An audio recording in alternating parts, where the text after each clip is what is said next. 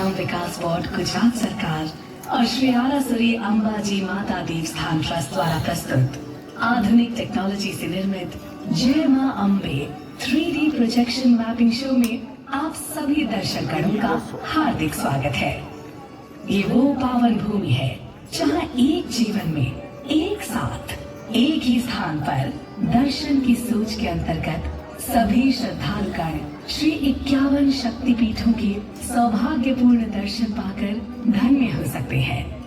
आप सभी से निवेदन है, कृपया शो के दौरान अपने मोबाइल फोन बंद कर दें और अपने निर्धारित स्थान पर बैठ जाएं। धन्यवाद। साइलेंट करो।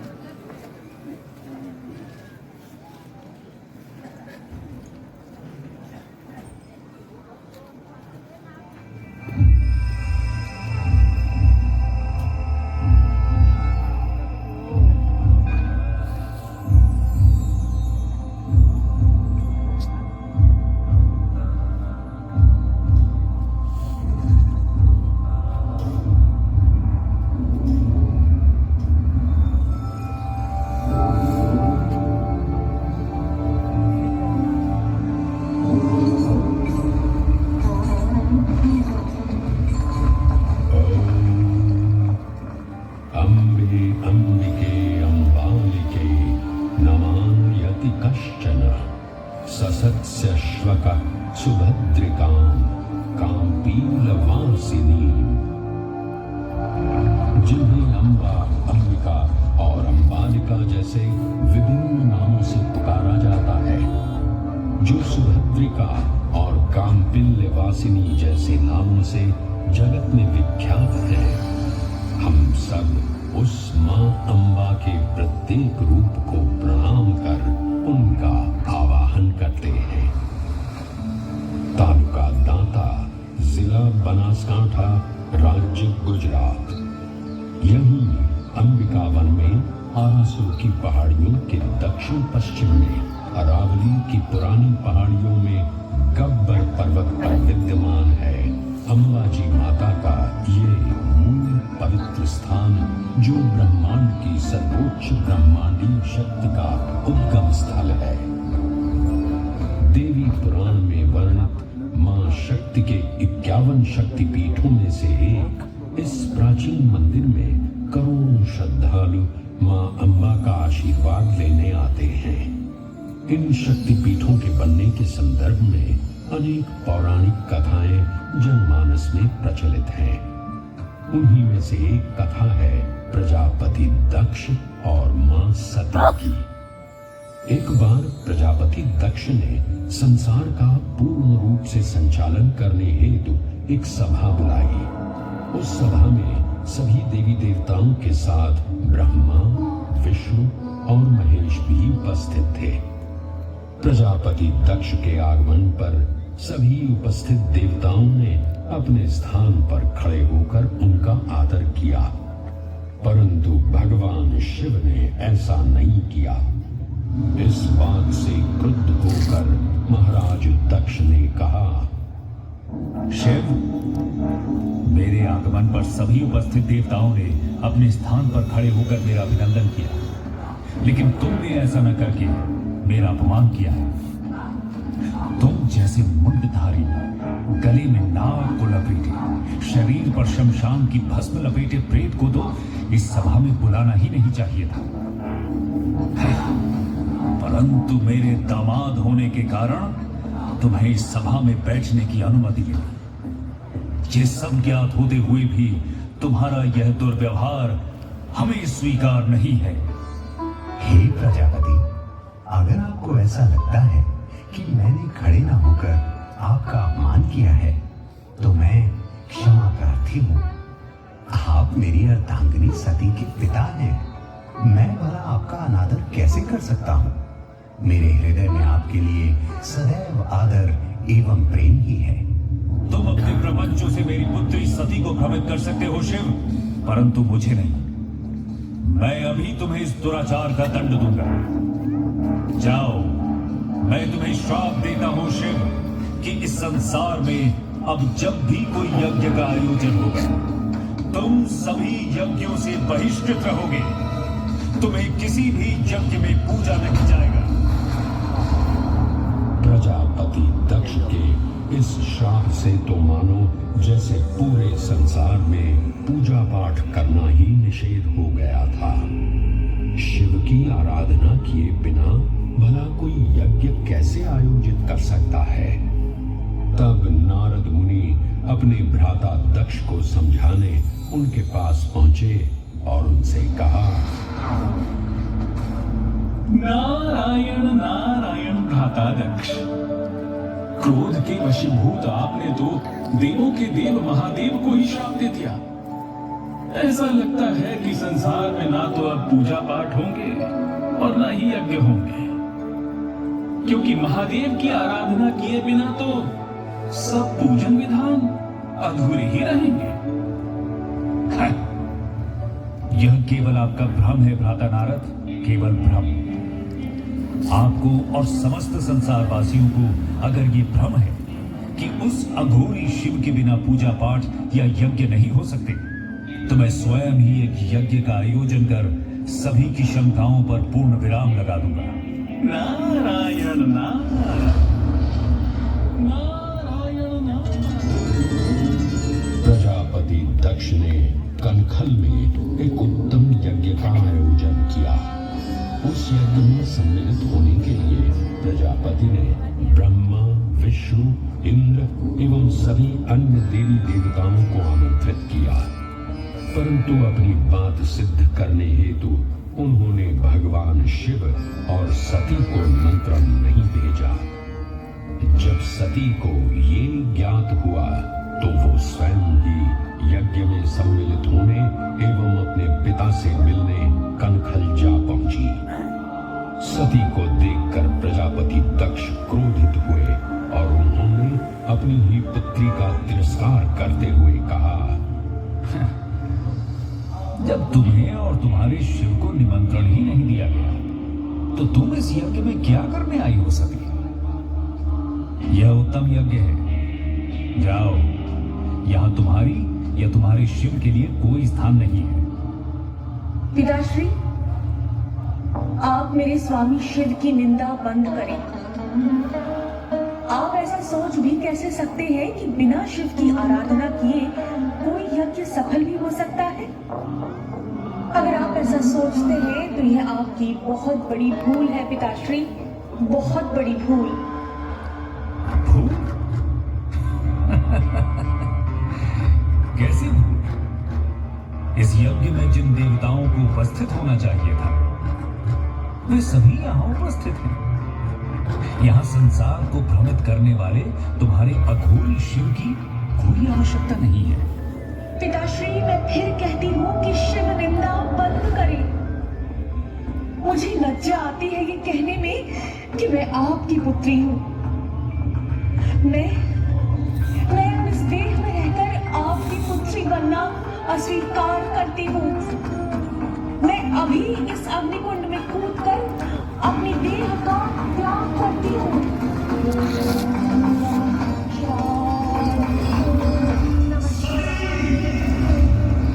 अपमान से पीड़ित सती ने अग्निकुंड में कूदकर प्राणाहुति दे दी। सती की मृत्यु का वृत्तांत जानकर क्रोधित शिव ने प्रलयनकारी तांडव प्रारंभ किया।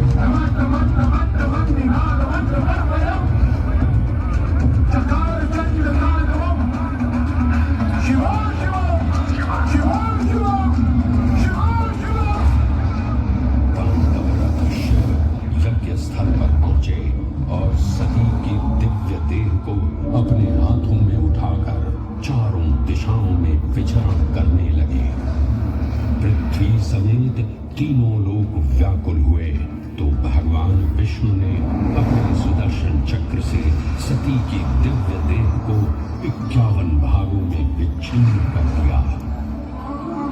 धरती पर जिन 51 स्थानों पर देवी सती के अंग कटकर गिरे, वे सभी स्थान शक्तिपीठ बन गए। तंत्र चूड़ामणि में वर्णन मिलता है कि देवी सती का हृदय गब्बर पर्वत पर इसी स्थान पर गिरा था जहां आज ये प्राचीन मंदिर स्थापित है। 999 सीढ़ियां चढ़ने के बाद भक्त गब्बर पर्वत की चोटी पर पहुंचते हैं, जहां मां अंबा की अखंड ज्योत जो सदियों से प्रज्वलित है, श्रद्धालु उसके दर्शन करते हैं। इस प्राचीन मंदिर में मां अंबा ज्योत स्वरूप विराजमान है। दिव्य ज्योत के साथ साथ गब्बर पर्वत पर मां अंबा के पद चिन्ह एवं रथ चिन्ह भी विद्यमान है। पृथ्वी पर स्थापित देवी के 51 शक्तिपीठ ब्रह्मांडीय शक्ति के केंद्र माने जाते हैं। वैसे तो अधिकांश शक्तिपीठ भारत में ही स्थित हैं, परंतु इनमें से कुछ विदेशों में यानी बांग्लादेश, नेपाल, पाकिस्तान, श्रीलंका और तिब्बत में भी स्थित हैं। प्रत्येक श्रद्धालु की ये मनोकामना होती है कि वो इन 51 शक्तिपीठों के दर्शन कर सके, परंतु वर्तमान समय में इन 51 शक्तिपीठों के दर्शन करना हर किसी श्रद्धालु के लिए संभव नहीं है। इस असुविधा के निवारण हेतु या कहें श्रद्धालुओं की 51 शक्तिपीठों के दर्शन की मनोकामना भी इस धाम पर पूर्ण हो जाती है। गब्बर पर्वत की 3 किलोमीटर की परिक्रमा में 51 शक्तिपीठों के मूल मंदिरों की प्रतिकृतियों की प्राण प्रतिष्ठा की गई है। ये सभी मंदिर मूल मंदिर की प्रतिलिपि हैं और इनमें वैसे ही पूजा अर्चना की जाती है जैसे कि मूल मंदिर में होती है। मां आद्य शक्ति के वैसे तो अनेक रूप हैं, लेकिन श्री आरासुरी अंबाजी से जुड़ी एक और कथा जनमानस में प्रचलित है, जिसमें मां के दिव्य महिषासुर मर्दिनी के रूप का उल्लेख है। देवी भागवत पुराण में वर्णित ये कथा है महिषासुर की, जिसका संहार मां शक्ति ने किया था। महिषासुर ने ब्रह्मा जी को प्रसन्न कर उनसे वरदान प्राप्त किया कि उसे कोई भी मनुष्य, पशु या देव नहीं मार सकता। वरदान मिलते ही जब महिषासुर ने तीनों लोक में हाहाकार मचा दिया, वो अत्याचार का जीवंत प्रतिमान बन चुका था।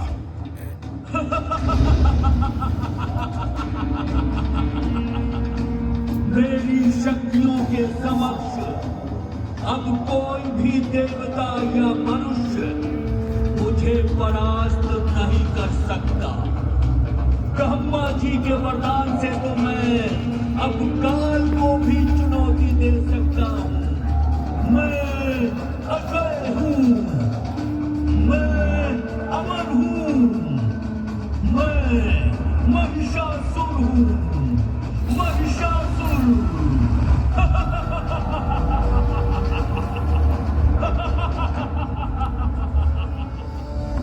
महिषासुर के आतंक को रोकने के लिए भगवान ब्रह्मा, विष्णु और महेश ने सर्वोच्च मूल ब्रह्मांडीय शक्ति महादेवी आद्य शक्ति की पूजा की, जिससे देवी शक्ति ने 10 हाथों सहित देवी दुर्गा का सुंदर रूप धारण किया।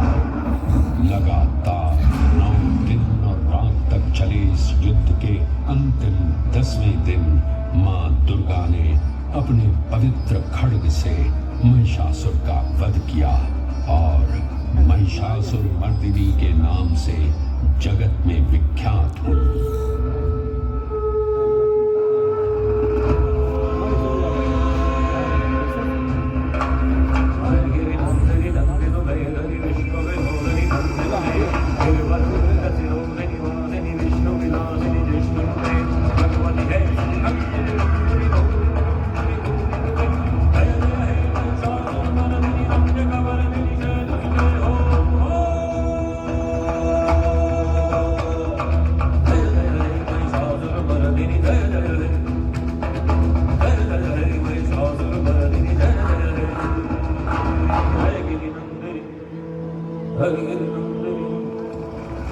महिषासुर मर्दिनी के वात्सल्य रूप को मां अंबा माना जाता है। गब्बर पर्वत से लगभग 5 किलोमीटर दूर मां अंबा का नवनिर्मित निज मंदिर भी स्थापित है। वैसे तो ये मंदिर 1200 वर्ष पुराना है, परंतु वर्ष 1975 में इस मंदिर परिसर के पूर्ण जीर्णोद्धार का कार्य आरंभ हुआ। ये मंदिर अपनी सुंदर वास्तुकला एवं भारतीय पारंपरिक संस्कृति के लिए भी व्यापक रूप से प्रशंसित है। अद्भुत नक्काशी से परिपूर्ण इस मंदिर के 103 फीट के शीर्ष पर एक स्वर्ण कलश स्थापित है। ये स्वर्ण कलश आरासुर पहाड़ियों की खदानों से लाए हुए संगमरमर से बना है, जिसे सोने से मढ़वाया गया है। हवा में लहराता मां अंबा जी का ध्वज और उसके साथ राजसी त्रिशूल भी मंदिर के शीर्ष पर सुशोभित है। ये भारत का एकमात्र शक्तिपीठ है जहां लगभग 358 स्वर्ण कलश मंदिर की शोभा बढ़ा रहे हैं। देवी शक्ति को ब्रह्मांड के सर्वोच्च नियंत्रक के रूप में माना जाता है। श्री आरासुरी माता अंबा जी के निज मंदिर में देवी की कोई मूर्ति या चित्र नहीं है, बल्कि मंदिर की भीतरी दीवार में संगमरमर से निर्मित एक पवित्र वीषा यंत्र स्थापित है। ये भी मान्यता है कि ये वीषा यंत्र नेपाल के मूल यंत्रों और उज्जैन शक्तिपीठों से भी जुड़ा हुआ है। इस वीषा यंत्र में इतना तेज है कि इसकी पूजा यहाँ के पुजारी आज भी आंखों पर पट्टी बांधकर करते हैं। निज मंदिर के पवित्र गोख में विराजमान देवी शक्ति को एक दिन में 3 रूपों में सजाया एवं पूजा जाता है।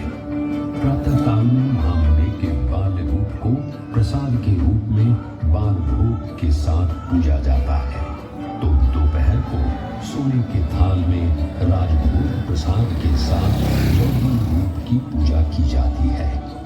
सायंकाल में सायं भोज के साथ प्रौढ़ रूप में उन्हें पूजा जाता है। मुख्य मंदिर में स्थापित मां अंबा की चांदी की पादुका हो या मां के गोख के ठीक सामने देवी के पवित्र सिंह की मूर्ति हो, भक्त श्रद्धा भाव से अपना शीश झुकाते हैं। श्रद्धालु मां के शेर को कंकु पूजा करके पूजते हैं। इसी निज मंदिर के सामने चाचर चौक है, जहां एक अखंड ज्योत आज भी प्रज्वलित है। पौराणिक कथा के अनुसार इस अखंड ज्योत को मां अंबा के भक्त अखेराज ने प्रज्वलित किया था। हर युग में मां अंबा ने अपने भक्तों का उद्धार किया है और उन भक्तों में मर्यादा पुरुषोत्तम प्रभु श्री राम का नाम भी आता है।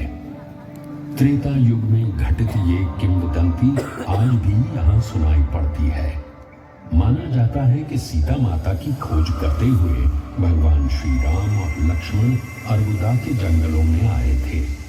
यहाँ उनकी भेंट ऋषि श्रृंगी से हुई। ऋषि श्रृंगी ने ही श्री राम को देवी शक्ति की आराधना करने के लिए प्रेरित किया। मर्यादा पुरुषोत्तम भगवान श्री राम ने जब देवी की आराधना की तो मां अंबा ने उन्हें दर्शन दिए। हे राम, मैं तुम्हारी आराधना से प्रसन्न हूँ। बोलो, तुम्हें क्या बताना चाहते हो? हे जगत जननी, हे सर्वेश्वरी, आपका दर्शन प्राप्त करना ही मेरे लिए सबसे बड़ा वरदान है। आप सर्वव्यापी हैं, सब जानती हैं। अगर आप मुझे कोई वरदान देना चाहती हैं, तो कुछ ऐसा वरदान दीजिए जिससे संसार का कल्याण हो सके। हे दशरथ नंदन, मुझे ज्ञात है कि आप इस भूलोक पर क्यों अवतरित हुए हैं? मैं आपको दिव्य अजय बाण प्रदान करती है। यह बाण अचूक है। आप इससे जिस भी प्राणी पर प्रहार करेंगे उसकी मृत्यु निश्चित है। मान्यता है कि इसी अजय बाण से श्री राम ने रावण का वध किया था। श्री आरासुरी माता अम्बा जी मंदिर के ठीक पीछे समर्पित अजय माता मंदिर स्थित है। यहाँ से लगभग 8 किलोमीटर की दूरी पर कोटेश्वर महादेव का एक प्राचीन मंदिर विद्यमान है। आज भी ऐसा विश्वास है कि रामायण की रचयिता महर्षि वाल्मीकि का एक आश्रम इसी स्थान पर स्थापित था। ये पावन स्थान वैदिक कुंवारी नदी सरस्वती के उद्गम स्थल के रूप में भी जाना जाता है। आस्थाएं युगों के महासागर लांघती हुई समय की धार पर अनवरत यात्रा करती हैं। अम्बा मां के इस पावन धाम का महात्म्य भी त्रेता को लांघ कर द्वापर तक चला आया। मान्यता है कि गब्बर पर्वत पर ही भगवान श्री कृष्ण का मुंडन हुआ था। इसी मान्यता के चलते आज भी श्री आरासुरी माता अम्बाजी मंदिर के पीछे स्थित मानसरोवर कुंड में लोग मुंडन संस्कार के लिए आते हैं। महाभारत ग्रंथ में भी इस दिव्य स्थान का वर्णन मिलता है। ऐसा कहा जाता है कि राजकुमारी रुक्मिणी ने भाद्रपद की पूर्णिमा के दिन गब्बर पहाड़ी पर श्री कृष्ण से विवाह करने के लिए मां अम्बा की आराधना की थी। मां अम्बा ने प्रसन्न होकर उन्हें श्री कृष्ण की अर्धांगिनी होने का आशीर्वाद दिया था। ऐसी मान्यता है कि इस प्रसंग के पश्चात ही इसी दिव्य स्थान पर पहली बार नवरात्रि पर्व गुजराती गरबा शैली में मनाया